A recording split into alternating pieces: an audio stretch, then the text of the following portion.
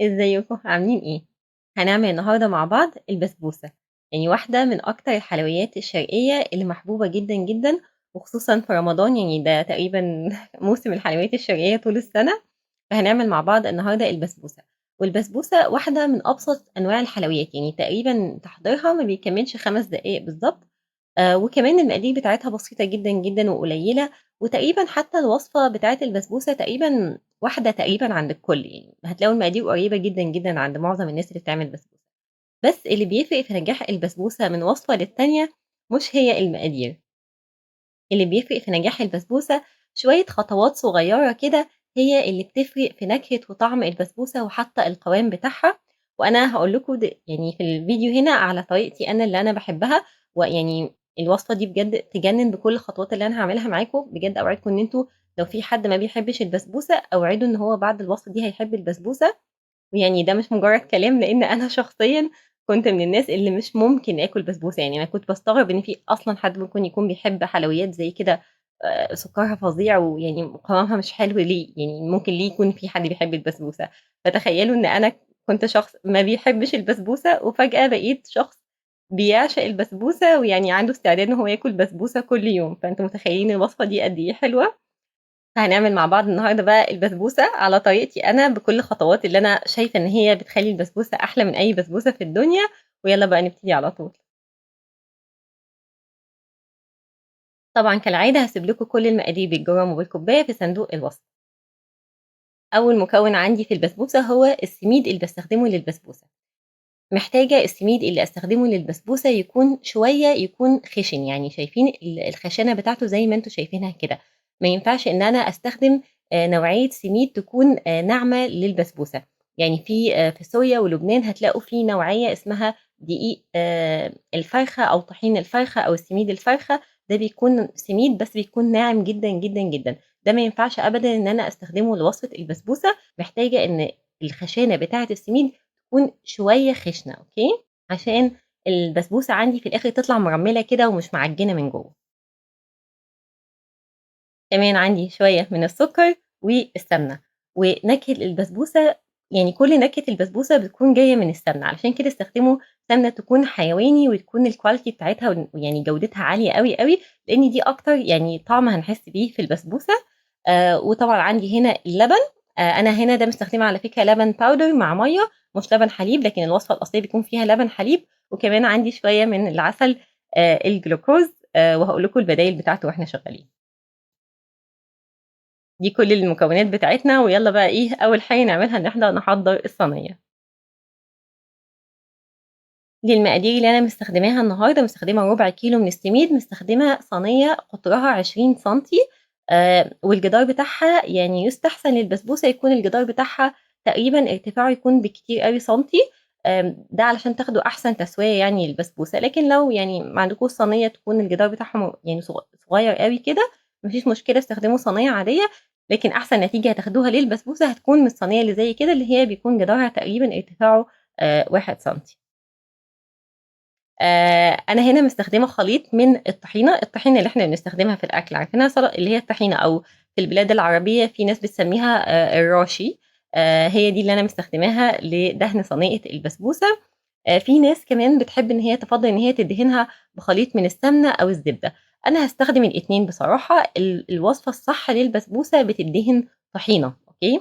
لكن في نوعيات طحينة بتكون تقيلة شوية، فأنا باستخدم معاها يعني معلقة صغنطوطة من السمنة أو الزيت، علشان بس يساعد في فرد الطحينة في الصينية، أوكي.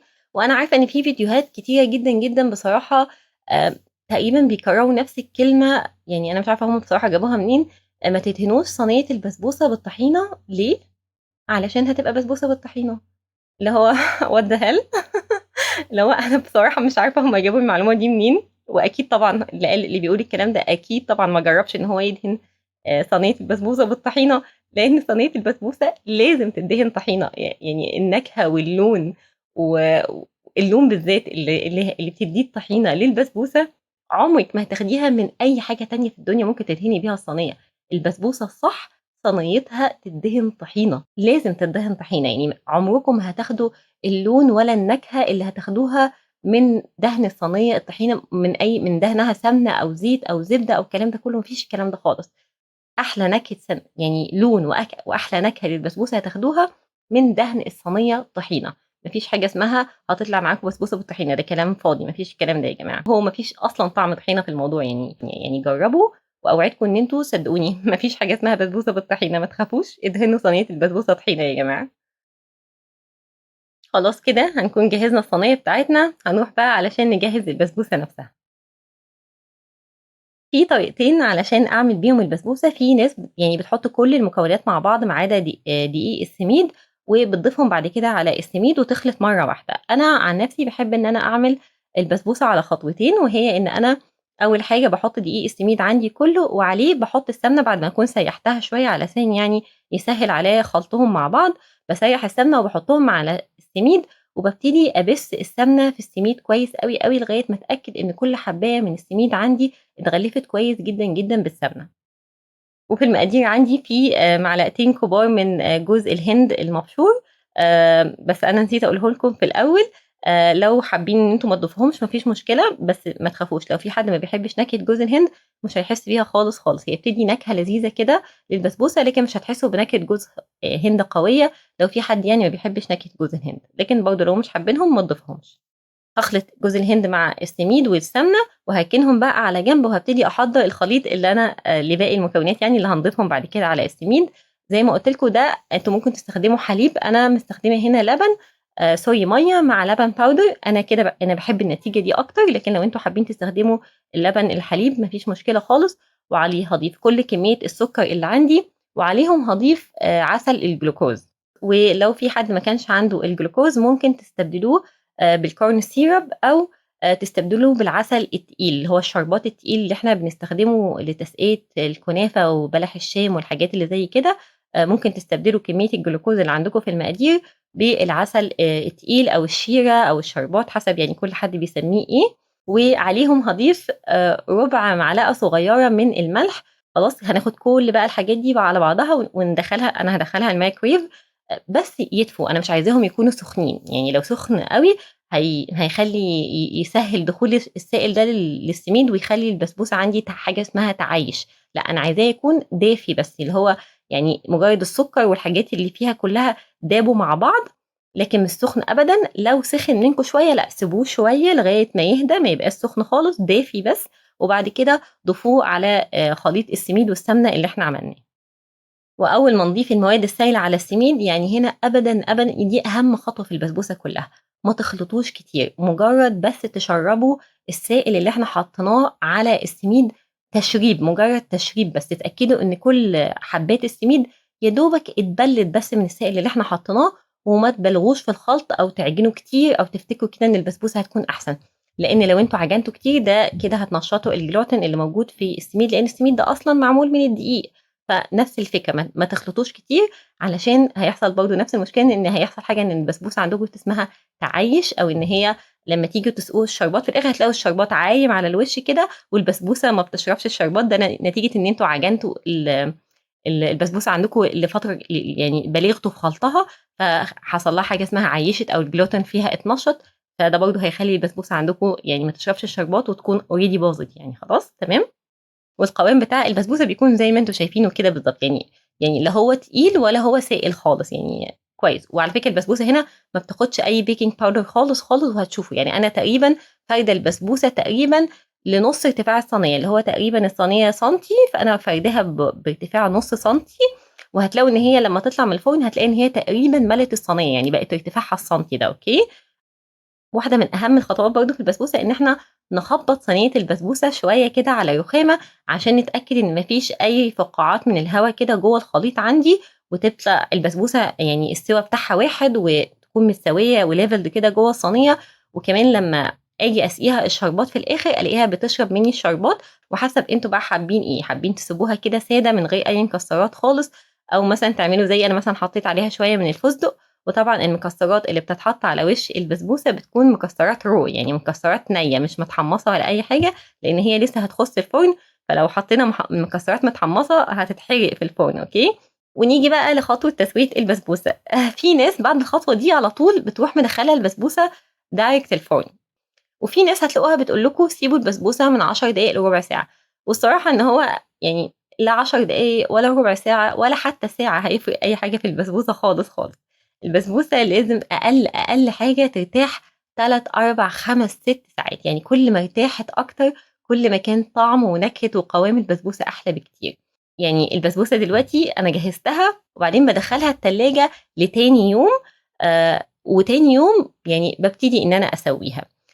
لو كنتِ مستعجلة وما عندكيش وقت، فمثلًا في رمضان لو مثلًا هتعملي النهارده البسبوسة، يبقى هتجهّزي البسبوسة أول حاجة خالص أول ما تصحي من النوم، وهتسيبيها في التلاجة ومش هتسويها غير قبل الفطار، يعني minimum تكون ارتاحت مش أقل من 4، 5 ساعات في التلاجة، مش أقل من كده خالص، علشان حبّة السميد عندي تكون فتحت كده وشربت كل السمنة واللبن اللي إحنا حطيناه.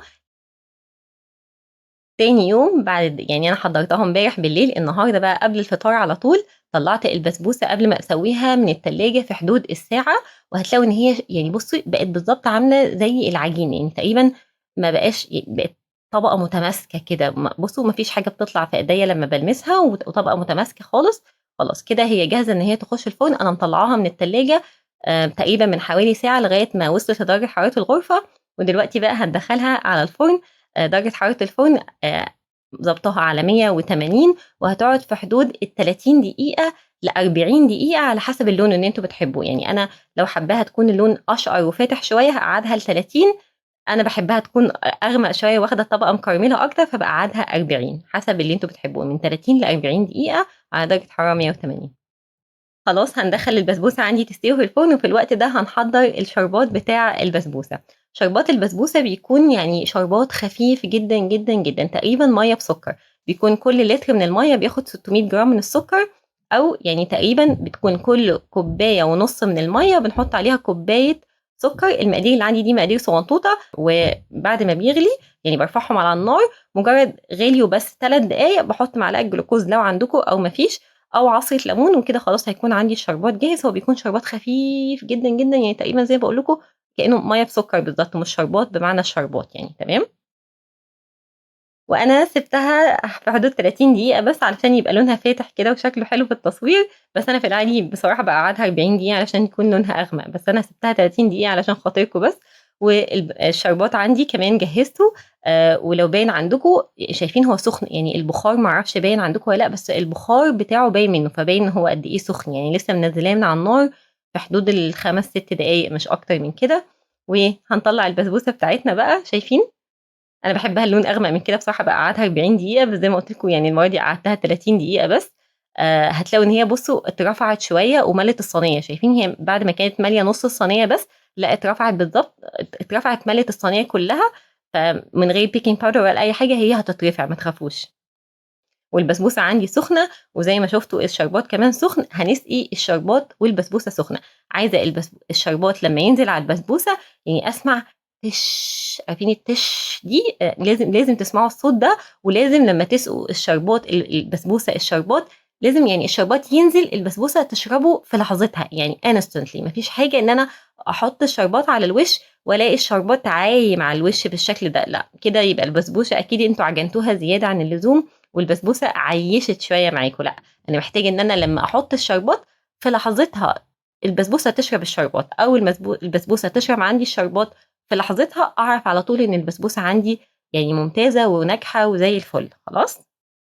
كمان ما تسقوش البسبوسة شربات كتير أوكي، عشان ما تتهريش معاكم، وبُصّوا تلاقوا إن هي فرولت كده هتاكلوها بالمعلقة، يعني هي هيبقى طعمها حلو أوي، أوي، بس هتلاقوها فرولت خالص، ويعني هتاكلوها بالمعلقة.